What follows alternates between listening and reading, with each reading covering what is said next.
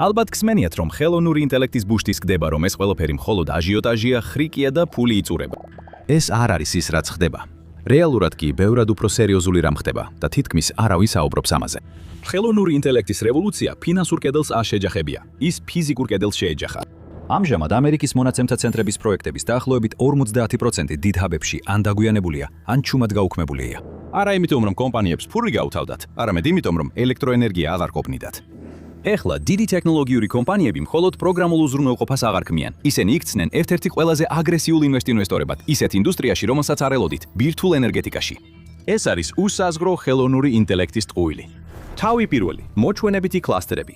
ამჟამად გლობალური ხელოვნური ინტელექტის შეიარაღების რბოლაში ვიმყოფებით და ეს ძალიან ძვირჯდება, ან ძვირიჯდება. 2025 წელს Wall Street Journal-მა გაავრცელა ინფორმაცია, რომ მხოლოდ აშშ-ში დიდი 4-ეული Amazon, Google, Meta და Microsoft ერთობლივად თითქმის $400 მილიარდ ხარჯავდნენ ყოველწლიურად. ამ თანხის უმეტესობა იხარჯება ინფრასტრუქტურაზე, რათა მართონ გიგანტური AI მონაცემთა ცენტრები. ეს კომპანიები იღებენ დიდ ვალს.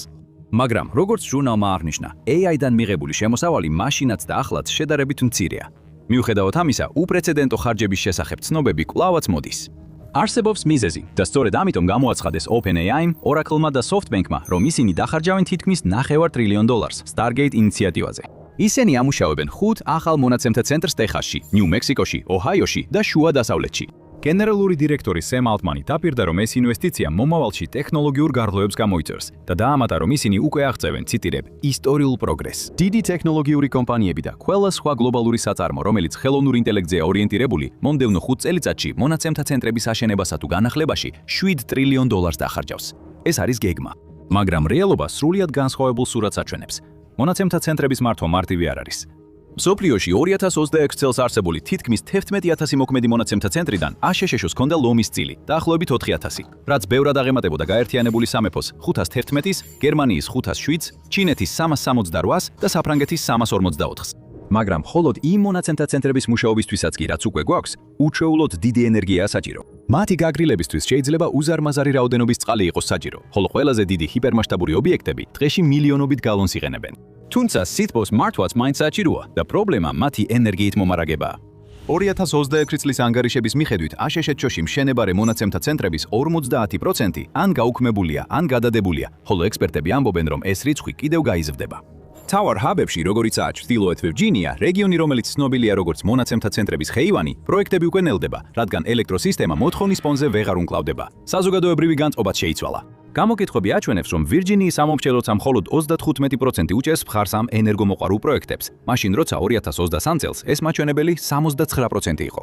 დაგვიანებები მხოლოდ ფულის ან ამბიციის ნაკლებობას არ უკავშირდება. სილიკონის ველზე ორივე საკმარისად აქვთ. ეს ყველაფერი მიწოდების ჯაჭვებს, საინჟინრო შეზღუდვებსა და საზოგადოებრივ პოლიტიკურ წინააღმდეგობას უკავშირდება, მაგრამ ყველაზე მეტად ენერგიას. ის მომავალი, რომელზეც სემ ალტმანი საუბრობს, ამჟამად რიგშია და ელექტროენერგიას ელოდება. ამჟამად ამერიკა უპრეცედენტო მოთხოვნის გამოვნის გამო შექმნილ ბარიერს აწყდება. ამდენი მონაცემთა ცენტრის პროექტი საცობშია და დაკავშირებას ელოდება. სანამ რამე ჩაერთვება, ენერგოკომპანიები და ქსელის ოპერატორები უნდა ჩაატარონ კვლევები, რათა გაარკვიონ, შეძლებენ თუ არა ხაზები, ქვესადგურები და ტრანსფორმატორები დამატებით დატვირთვას გაუმკლავდნენ. მათ უნდა შეაფასონ საიმედოობა, მათ უნდა განიხილონ გარემოზე ზემოქმედება. ეს შეიძლება მილიონობით $, დაჯდეს და წლების განმავლობაში ლოდინი გამოიწვიოს. ეს მხოლოდ დიდ ტექნოლოგიურ კომპანიებს არ ეხება, ეს შენს გეხება. ეს უზარმაზარი მონაცემთა ცენტრები უზარმაზარი რაოდენობის ელექტროენერგიას მოიხმარენ. როდესაც მათი ენერგიის გადასახადები იზრდება, ეს ხარჯი უბრალოდ არ ქრება. ეს ხარჯი გადადის მომხმარებლებზე, საზოგადოებებზე და როდესაც ადამიანები ხედავენ, რომ ენერგიის ფასები იზრდება, ისინი წინააღმდეგობას იჩენენ. ეს შეიძლება სასიკვდილო იყოს ნებისმიერი ადამიანის ამბიციებისთვის, ვინც მონაცემთა ცენტრის აშენებას აპირებს. და თუნდაც პროექტებმა ყველა ეს ბარიერი გადალახონ, ფიზიკური სისტემა მაინც შეიძლება მზად არ იყოს. Lowlands Berkeley-ის ეროვნული ლაბორატორიის მიხედვით, ეს რიგები ჯამში დაახლოებით 2600 გიგავატამდე შემოთავაზებულ გენერაციასა და შენახვის სიმძლავრეს შეადგენს. ეს დაახლოებით 2-ჯერ მეტია, ვიდრე აშშ-ის ენერგოსისტემის ამჟამინდელი ზომა. ეს არის დაგროვილი რიგი, რომელიც ისეთივე დიდია, როგორც თავად ქსელი. იმდენი ენერგია დასჭირდება ამ ახალ მონაცემთა ცენტრებს მუშაობის გასაგრძელებლად, რომ ეს ასტრონომიული რაოდენობაა. აშშ-ში ზოგიერთი ახალი მონაცემთა ცენტრი 50-დან 100-ჯერ მეტ ენერგიას გამოიტანებს, ვიდრე Empire State Building-ის გასანათებლადაა საჭირო, ხოლო სერვერების მუშაობისა და გაგრილებისთვის. მოხსენებების მიხედვით ყველაზე დიდი მონაცემთა ცენტრები, რომლებიც ახლა შენდება, ერთობლივად იმდენივე ელექტროენერგიას მოიხმარს, რამდენსაც მთელი ქვეყანა, მაგალითად იტალია. დიდი ტექნოლოგიური კომპანიები ტრილიონების ისახარჯოს აპირებენ, მაგრამ ენერგეტიკული კრიზისი ხელს უშლით. ეს ის პრობლემაა, რომელსაც კოდით ვერ მოაგვარებენ. მეორე თავი, ბუშტის ფიზიკა. საშუალოდ ერთი შეკითხვა ChatGPT დაახლოებით 10-ჯერ მეტ ენერგიას მოიხმარს, ვიდრე Google-ში ძიება. სხვა სიტყვებით რომ ვთქვათ, ერთი რთული მოთხოვნა დაახლოებით იმდენივე ელექტროენერგიას მოიხმარს, რამდენსაც LED ნათურის 20 წუთით დატოვება.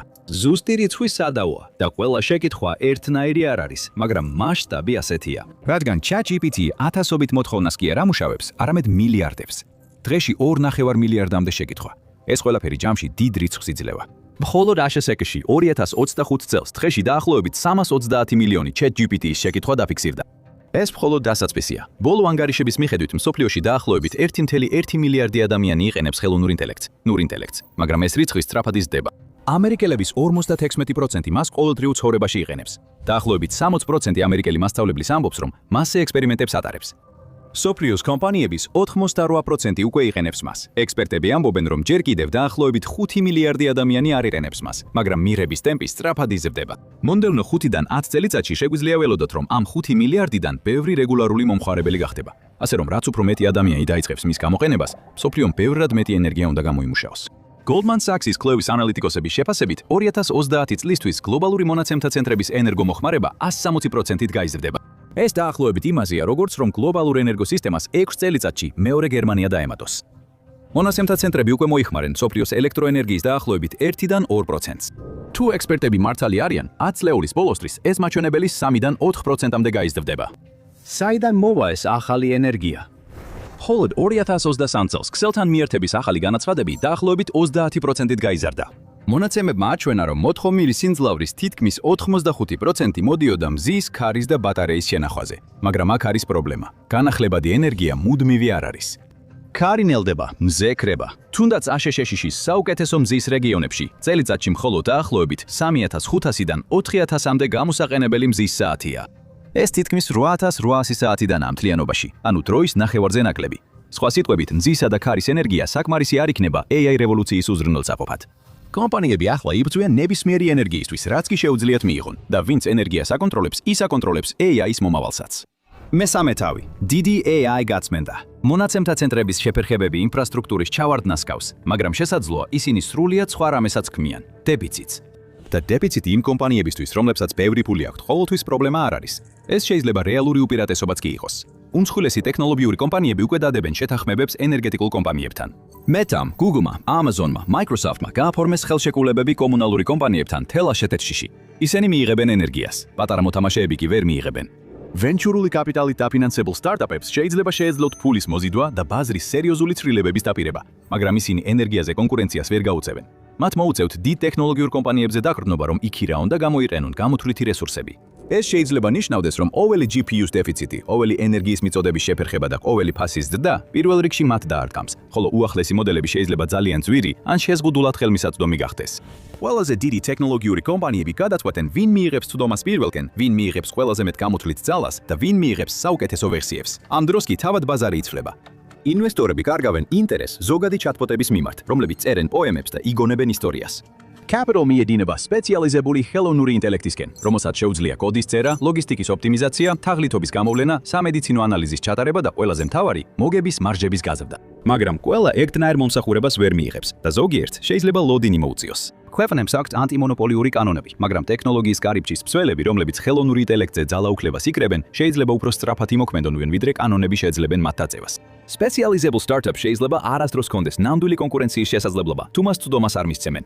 ოქროს ციებს ხელების დროს სიმდიდრეებს არ ქმნიდნენ მაღაროელები, არამედ ისინი, ვინც იარაღებსა და მიწას აკონტროლებდნენ. ამჯერად კი საქმე მხოლოდ იარაღებში არაა, არამედ იმ ელექტროენერგიაში, რომელიც მათ ამუშავებს. წლების განმავლობაში ხალხი ღელავდა მანქანების აღზევებაზე, ურჩი ხელოვნური ინტელექტის მიერ სამყაროს დასასრულზე, მაგრამ ეს ყველაფერი სამეცნიერო ფანტასტიკაა. ნამდვილი საფრთხე არის რამდენიმე მონოპოლისტური ძალა, რომლებიც ყველა ძირითად ინფრასტრუქტურას აკონტროლებენ. მაგრამ იმისთვის, რომ მონოპოლია უზრუნველყონ, დიდმა ტექნოლოგიურმა კომპანიებმა იციან, რომ მხოლოდ საჯარო ინფრასტრუქტურაზე ვერ დაერდნობიან. ამიტომ გეგმავენ, რომ ქსელის მიღმა გადავიდნენ. მეოთხე თავი, ბირთვული გარდატეხა. 10 წლების განმავლობაში ტექნოლოგიური კომპანიები ელექტროენერგიას ქსელიდან ქირაობდნენ, როგორც ყველა სხვა. ეხლა ეს იცვლება. დღესდღეობით ზოგიერთი უმსხვილესი კომპანია, რომელსაც თითქოს უსასრულო ფინანსური რესურსები აქვს, იწყებს საკუთარი ენერგეტიკული აქტივების შეძენას. ისინი მხოლოდ პროგრამული უზრუნველყოფის კომპანიები აღარ არიან. 2024 წელს Microsoft-მა გააფორმა შეთანხმება 3 Mile Island-ზე მდებარე ბირთვული ელექტროსადგურის ხელახლა ამუშავებაზე, რომელიც სამუდამოდ ასოცირდება 1979 წლის ავარიასთან. ერთი რეაქტორის სამუდამოდ გამოიხდო, მეორე კი 2019 წლამდე მუშაობდა, სანამ საოპერაციო ზარალის გამო არ დახურეს. ეხლა 10 წლეულების შემდეგ ის ხელახლა ამუშავდება არა ისტორიისთვის, არამედ მოთხოვნის გამო. 20 წლიანი ენერგეტიკული შეთანხმების ფარგლებში Microsoft-ი პენსილვანიის ელექტროგრიდისთვის 825 მეგავატი ელექტროენერგიის უზრუნველყოფას უზრუნველყოფს. ეს შეთანხმება არ ეხებოდა პენსილვანიელების პერსონალური კომპიუტერებისა თუ საყოფაცხოვრებო ტექნიკის ენერგიით მომარაგებას, არამედ მისი დაგეგმილი მონაცემთა ცენტრების ამუშავებას. ეს იმდენი ელექტროენერგიაა, რომ დაახლოებით 800,000 ამერიკულ სახლს შეუძლია მოამარაგოს და ეს ყველაფერი მხოლოდ Microsoft-ის ხელოვნური ინტელექტისთვისაა განკუთვნილი. მაგრამ მოხდება ეს? პირველ რიგში ამერიკის ისტორიაში ბირთვული ელექტროსადგური არასოდეს გაუჩერებიათ, სრულად და შემდეგ თავიდან არ ამუშავებულა. ექსპერტები ამბობენ, რომ Microsoft-ის გეგმის განხორციელებისთვის უამრავი რეგულაციური ბარიერის გადალახვა იქნება საჭირო.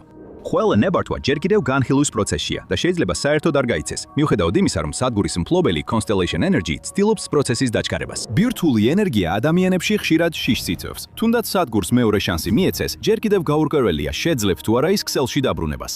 Mark Zuckerberg's კომპანია Meta-მაც პრობლემას წააწყდა, როცა სცადა მონაცემთა ცენტრის აშენება იმ reported existing ბირთვულ ობიექტთან ახლოს. მედიამ ობიექტის სახელი არ დაასახელა, მაგრამ აღნიშნა, რომ Zuckerberg's ბირთვულ ენერგიაზე მომუშავე ხელოვნური ინტელექტის ცენტრის პროექტი ჩაიშალა ფუტკრების გამო. იშვიათი სახეობა ბინადრობს იმ ტერიტორიაზე, სადაც Meta-ს აშენება სურდა.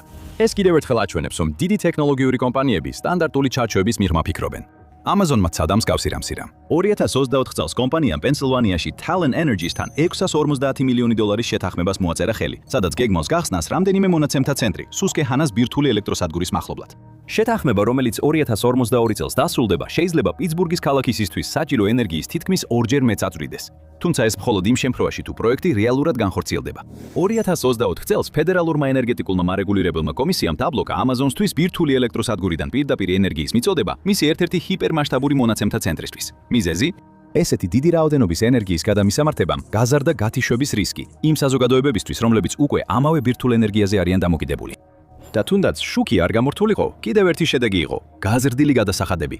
მარეგულირებლები მყარად განან თავიანთ პოზიციაზე. Amazon-მა მოგვიანებით ხელახალი განხილვა მოითხოვა, მაგრამ შედეგი იგივე დარჩა. Google-იც თავისი მომავალი ხელოვნური ინტელექტის ამბიციებისთვის ბირთვულ ენერგიას ეყრდნობა. ეს ერთ-ერთი იმ რამდენიმე მსხვილი ტექნოლოგიური კომპანიაა, რომელიც ამჟამად ინვესტირებს ბირთვული ენერგიის ახალთაობაში, მცირე მოდულური რეაქტორების, ანუ SMR-ების სახით. მცირე ზომა ნიშნავს ნაკლებ ხარჯს მშენებლობაზე. ეს ასევე ნიშნავს უფრო გრილს, რაც იდეალურად ამცირებს გადახურების და ავარიის შანსს. კომპანია იმედოვნებს, რომ მონაცემთა ცენტრი 2030 წლისთვის ამუშავდება, მაგრამ მანამდე, სანამ რომელიმე მწვანე შუქი აინთება, Google-ს დასჭირდება HSHS-ის ბირთვული რეგულირების კომისიის, ანუ NRC-ის ნებართვა. და ეს მარტივი არ იქნება. როგორც ერთმა ანალიტიკოსმა დაწერა, კომერციულად სიცოცხლის უნარიანობისკენ მიმავალი გზა სავსეა გაუდგოვლობით. SMR-ის დიზაინები მასშტაბურად ჯერ არ დამტკიცებულა და რეგულაციურმა ბარიერებმა მაღალი სტანდარტი დააწესა. SMR-ებთან დაკავშირებით წინსვლის მარტივი გზა არ არსებობს. მაგრამ არსებობს პოლიტიკური ნება და ეს მნიშვნელოვანია.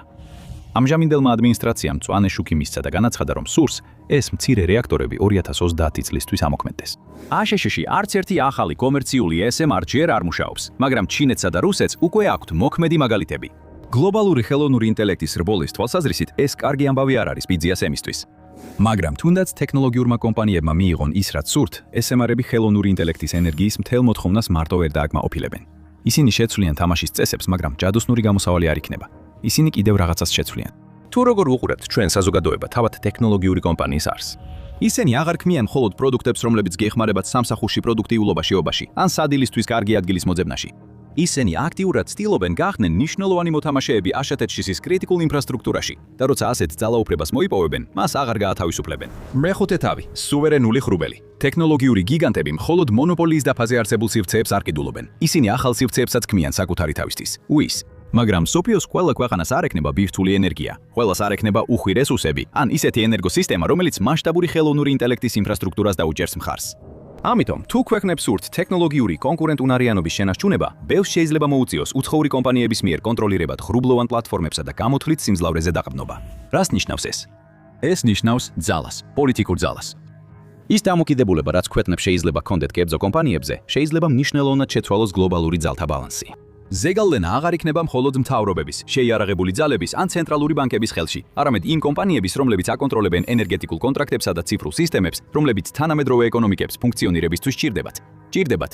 ბიზნესები, რომლებიც ვიღაცის სარდაფში ან ავტოფარეხში დაიწყო სილიკონის ველზე, იმდენად ძლიერები ხდებიან, როგორც სუვერენული სახელმწიფოები. კერძო ინფრასტრუქტურული ძალები, რომლებსაც შეუძლიათ ბაზრებისა და პოლიტიკის ფორმირება და აქვთ ცუდომის გასაღებები იმ ინსტრუმენტებზე, რომლებიც თანამედროვე ეკონომიკას ჭირდება. Microsoft-ის, Tesla-ის, Amazon-ის, Google-ის, Meta-ის და სხვა კომპანიების აღმასრულებელი დირექტორები ეხლა თეთრ სახლში რეგულარულად ჩნდებიან. მათ ეკითხებიან რჩევას ხელოვნური ინტელექტის პოლიტიკაზე, კიბერუსაფრთხოებაზე, კონკურენციაზე, ცენზურაზე, ეროვნული უსაფრთხოებასა და ეკონომიკურ სტრატეგიაზე. ისტორიის ადრეულ პერიოდებში ფარული ძალა და მისი უხილავი ხელები ხშირად ასოცირდებოდა სადაზვერო სააგენტოებთან, მედიის მაგნატებთან, ჩრდილოან ფინანსისტებთან ან სამხედრო-სამრეწველო კომპლექსის თავდაცვის კონტრაქტორებთან. დღეს ამ სიას დიდი ტექნოლოგიური კომპანიებიც დაემატა. როგორც კარნეგი ევროპამ 2025 წელს თქვა, მილიარდერი ტექნოლოგიური ტიტანები ეხლა ციტატა გავლენით ეჯიბრებიან ეროვნულ სახელმწიფოებს და აყალიბებენ გლობალური ციფრული წესრიგის წესებს. მათი ტექნოლოგიები და სულ უფრო მეტად ხელოვნური ინტელექტი განსაზღვრავს, როგორ ვეკონტაქტებით ერთმანეთს, როგორ ვაჭრობთ ერთმანეთთან. როგორც ანთროპიკისა და ASHS-ის მთავრობის შორის ბოლოდროინდელმა ყველა კანონიერი გამოყენების არგუმენტმა აჩვენა, ისინი ასევე მნიშვნელოვან როლს ასრულებენ იმაში, თუ როგორ ვაწარმოებთ ომს. პოლიტიკური რეალისტები ხშირად წერენ, რომ გლობალური ძალთა ბალანსი ძირითადად დამოკიდებულია ეკონომიკისა და სამხედრო ძალის ზომაზე. ეხლა კი ამ განტოლებას მონაცემთა ცენტრების ზომაც შეგვიძლია დაუმატოთ. მომავალ წლებში რეალური ძალა შეიძლება ეკუთვნოდეს არა მხოლოდ მათ, ვინც ქვეყნებს მართავს, არამედ მათაც, ვისაც ხელოვნური ინტელექტის უკანდგომი ელექტროენერგია და გამოთვლითი რესურსები ეკუთვნის. ზოგიერთი უდიდესი კომპანია არა მხოლოდ ბევრ პატარა ქვეყანაზე მდიდარია. მომავალში მათ შეიძლება უფრო დიდი გავლენა ჰქონდეთ იმაზე, თუ როგორ იმართება მსოფლიო. ზოგიერთი კრიტიკოსისთვის ეს სერიოზული შეშფოთების მიზეზია. მე ექსოთავი, ნამდვილი რევოლუცია. ხელოვნური ინტელექტის, ნური ინტელექტის ნამდვილი ძალა. ის არ არის, რაც შეიძლება თავიდან მოგოჩვენოს. პროდუქტები, რომლებიც ქმნიან pop-art-კლავის deepfake ვიდეოებს, ან ამზადებენ ვიდეოებს, სადაც ASHS-ში აცხადებს ომს დიდ ბრიტანეთს. არა, ძალა იმ პროცესებშია, რასაც ვერ ხედავთ. ზეთი, რომელიც მომავალი გლობალური ეკონომიკის ბორბლებსა და მექანიზმებს აამუშავებს და ეს უმეტესად კულისებში ხდება. ძალიან ცოტა აღიარებას იღებს თავისი გენიალურობისთვის. ეს არის აგენტური ხელოვნური ინტელექტის სისტემები რთული ამოცანებისთვის, რომელსაც BioRB კომპანიები იყენებენ. ეხლა ყურადღება გამახვილებულია მრავალაგენტიან ორკესტრაციაზე, სადაც ხელოვნური ინტელექტის აგენტების გუნდები ერთად მუშაობენ და ყველაფერს უმკლავდებიან სამუშაო პროცესებიდან ფინანსური რისკების მართვან. ეს სისტემები მხოლოდ კითხვებზე არ პასუხობენ. ისინი თანამშრომლებთან ერთად მუშაობენ და ოპტიმიზაციას უკეთებენ პროცედურებს ყოველი ნაბიჯის განმავლობაში. მიმდინარე ანგარიშები მიუთითებს, რომ ყველაზე ეფექტურებს შეუძლიათ ეფექტიანობის გაზრდა და უზარმაზარი 20%-დან 50%-მდე. როდესაც რამე გაფუჭდება, ისინი ამას აღნიშნავენ და სწორედ მაშინ ერთვებიან ადამიანური ზედამხედველები. მიზანია დროისა და ფულის დაზოგვა ისეთ მასშტაბზე, რომელიც მთლიანად ცვლის ინდუსტრიებს. დაფიქრდით გლობალურ ლოგისტიკაზე. ზოგიერთი ყველაზე დიდი ლოგისტიკური კომპანია უზარმაზარ თანხებს კარგავს დაგვიანებებისა და ცარიელი სათვითოების გამო. თუ ხელოვნური ინტელექტი ფლანგვას მხოლოდ 2%-ით შეამცირებს, ეს მაინც მილიარდობით რიფს.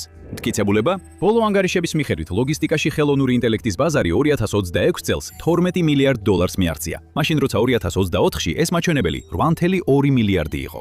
ამის მიზეზი ავტომატიზაციაა. საუბარი არ არის ადამიანების ჭკვიანი რობოტებით ჩანაცვლებაზე საწყობებში, არამედ ოპერაციებში ხელოვნური ინტელექტის დამატებით ფენაზე, რომელმაც მრავალი პროცესი გაამარტივა.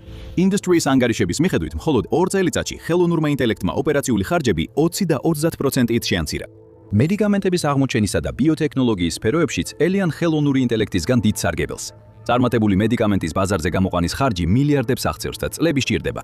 მაგრამ თუ ხელოვნური ინტელექტი მეცნიერებს დაეხმარება უკეთ გაიგონ როგორ მუშაობს დაავადებები, შეიმუშაონ უკეთესი მედიკამენტური ნაერთები, ან ჩაატარონ უფრო გონივრული კლინიკური კვლევები, ეს სრულიად შეცვლის დაავადებებისა და ჯანმრთელობის დიდ ბიზნესს. პოტენციალი უზარმაზარია, მაგრამ ამ ეტაპზე მთავარი სიტყვა სწორედ პოტენციალია. უსასრულო ანალიტიკური ანგარიშები გვეუბნება, რომ ხელოვნური ინტელექტი მომდევნო 10 წლის განმავლობაში ფარმაცევტულ კომპანიებს მილიარდებს მოუტანს, მაგრამ ეს ჯერ გარანტირებული არ არის. თუ პროგნოზების სწორია, ფარმაცევტულ ინდუსტრია ოპერაციულ მოგებას 10%-ზე მეტით გაზრდის. პირველი ხელოვნური ინტელექტის ბუმი გასართობი იყო, ბევრი ვიხალისეთ. მაგრამ ამ ყველაფრის უკან არსებული აჟიოტაჟი და გადაფასებული კომპანიები ალბათ მალე გაქრება. რაც ხდება, ეს ერთგვარი გაწმენდაა. როცა ხრიკები გაქრება, სერიოზული ფული დაინვესტირდება სპეციალიზებულ BioRB აპლიკაციებში, თითქმის ყველა მთავარ ინდუსტრიებში, რომლებიც დაეყრდნობიან რამდენიმე კომპანიას, რომლებსაც ყველაზე დიდი მონაცემთა ცენტრები აქვთ. და ეს გვიყვანს ტექნოლოგიური ინდუსტრიის შემაშენებელ ევოლუციამდე. მეშვიდე თავი, კერძო იმპერია. ყველაზე დიდი ტექნოლოგიური კომპანიები ახლა მხოლოდ პროგრამული უზრუნველყოფის გამყიდველები აღარ არიან. ისინი მართავენ გლობალურ ღრუბლოვან ქსელებს, რომლებიც ამუშავებენ მსოფლიო ეკონომიკას. ისინი ინარჩუნებენ კერძო კიბერთავდაცვის დანაყოფებს, მომავლის არმიებს. ისინი გასცემენ ღრუბლოვან კრედიტებს, რომლებიც ეკონომიკური სტიმულების მსგავსად ფუნქციონირებს მათ საკუთარ ეკოსისტემებში. ეს არის ერთგვარი ვალუტა მათ ციფრულ სამეფოებში, რომელიც ბიზნესებს ხშირად სჭირდებათ ფუნქციონირებისთვის. და როგორც თქვენგან ბევრმა ნახა, ისინი თავად ენერგეტიკულ სექტორში გადადიან, უზრუნველყოფენ ბირთვულ კონტრაქტებს, გაზის გენერაციას და სპეციალურ ელექტროენერგიის მიწოდებას მონაცემთა ცენტრებისათვის. ფაქტობრივად ისინი ანთავრებენ ეროვნულ სახელმწიფოს მონოპოლიას კრიტიკულ ინფრასტრუქტურაზე. სპეკულაციური აჟიოტაჟი თავისით დაიწვება. სუსტი მოთამაშეები დაინგრევიან. მაგრამ შემდეგ დარჩება ინფრასტრუქტურა, რომელიც უფრო ცოტა ხელში იქნება კონცენტრირებული. AI-ს ბუმს არ გაიხსენებენ როგორც წარმავალ სიგიჟეს, რომელზეც ხალხი იცინებს. ის დარჩება როგორც მომენტი, როცა რამდენიმე კომპანიამ დაისაკუთრა კონტროლი გამოთვლით რესურსებზე, ენერგიაზე და ციფრულ ინფრასტრუქტურაზე, რაზეც ყველაფერი დანარჩენი არის დამოკიდებული. არა პლატფორმები, არა პროდუქტები, ინფრასტრუქტურა. ზოგიერთი ამ მონაცემთა ცენტრი შეიძლება ერთ დღეს ცარიელი დარჩეს, გრაფიტებით დაფარული და დანგრეული, ინვესტორთა გადაჭარბებული თავდაჯერებულობის მონუმენტი, რომელიც მიტოვებული იქნა მანამ, სანამ ერთი სერვერიც კი ჩაირთვებოდა. მაგრამ იმ დროისთვის დიდი ტექნოლოგიური კომპანიები უკვე გაამყარებენ საკუთარ ძალაუფლებას, რადგან ყველა ენერგეტიკული შეთანხმება მათ დაიკავეს. კერძო იმპერიები განთავსებული იქნება ტექნოლოგიის შემდეგი ეპოქის ქვეშ და ისინი ქირას აიღებენ ყველაფერზე, რაც მათ ზემოთ აშენდება. მაგრამ იმპერიები მხოლოდ ენერგიაზე არ მუშაობენ, ისინი ფულზეც მუშაობენ. რა მოხდება, როცა იმპერიის შესანარჩუნებლად საჭირო ფული იწყებს ამოწურვას? გაიგეთ ვიდეოში $115 მილიარდი ხარჯვის ტემპი AI ბუშტი გასკდა. ან დაატკაპუნეთ ამ ვიდეოზე.